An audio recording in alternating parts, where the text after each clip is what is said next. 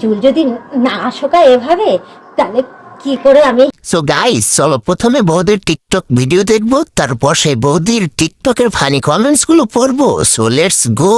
কি আর বলবো তোমাদেরকে, চুল যদি না শুকায় এভাবে, তাহলে কি করে আমি?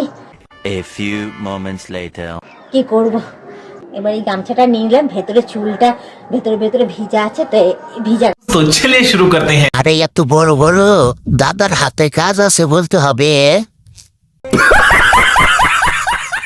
বৌদি, তোমার দুধগুলো এত ঝুঁকছে কেন? খুলে গেলে কিন্তু নিয়ে নেব। এক গ্লাস পাওয়া যাবে? ঠান্ডায় চা বানিয়ে খাবো। এত লাফালে কি করে হবে? খুলে পড়ে যাবে তো। বাতাস সারা আমলরে। আফু লাফায় না, খুলে পড়তে পারে।